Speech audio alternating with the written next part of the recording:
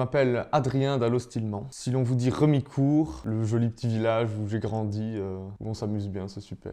Si l'on vous dit Remicourtois, des gens très accueillants, il y a une super ambiance dans le village entre les gens. C'est là où j'ai grandi, c'est ma maison. Si vous deviez choisir un village de Remicourt, bah Remicourt, puisque c'est de là que je viens, c'est vraiment le centre. Mais je connais des gens dans tous les villages de Remicourt et tout le monde est sympa, il y a plein d'événements, plein de choses à voir partout. Si l'on vous dit Villagez-vous, c'est une web TV qui a pour but de faire connaître le patrimoine des villages comme Remicourt, de la commune de Remicourt.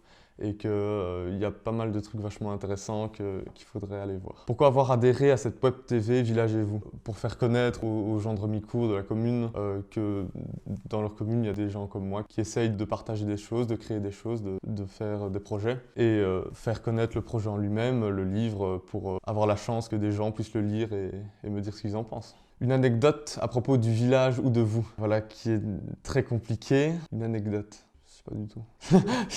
Un souvenir d'enfance. Est-ce qu'il doit être pertinent par rapport au livre? La première page du livre que j'ai écrite, en fait je me suis dit, est-ce que je le fais, est-ce que je le fais pas? Et j'ai pratiquement tiré à pile ou face. C'était vraiment le hasard. Avec le recul, je suis bien content d'avoir fait le bon choix. À qui ce livre est-il dédié? C'est d'abord dédié aux adolescents, autour de 14 ans, de 12 à 16 ans, c'est parfait. Mais je pense que des personnes plus âgées peuvent tout à fait apprécier. Radio ou télé? Radio, pour la simple et bonne raison qu'on peut l'écouter plus facilement. C'est quand même plus polyvalent, on peut l'écouter dans la voiture et tout ça. Écoute les nouvelles, je pense que c'est important. Film ou livre? Carrément livre, sans hésiter. J'adore les films c'est vraiment génial, mais les livres, pour moi, ça revêt quand même quelque chose en plus. C'est quand même une histoire qu'on s'approprie, je trouve, plus facilement qu'un film. On peut s'arrêter en lisant une page, on peut rêver, on peut faire aux personnages ce qu'on veut, ils existent dans notre tête. Plutôt costume ou pantoufle? Je dirais pantoufle. Rester chez soi, c'est chouette aussi. Il y a plein de trucs à faire, chez soi on peut imaginer des histoires et ça c'est quand même génial. Vous êtes plutôt café ou thé? Thé, je bois pas de café, c'est du dopage.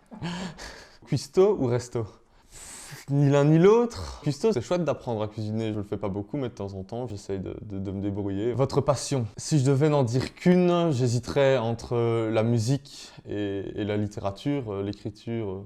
Oui, si en plus je dois séparer l'écriture et la lecture, ça devient encore plus compliqué. Mais je pense que la musique resterait numéro 1. Je ne saurais pas ne pas jouer de musique. Ce serait de la torture d'écouter de la musique à longueur de journée sans pouvoir en faire moi-même.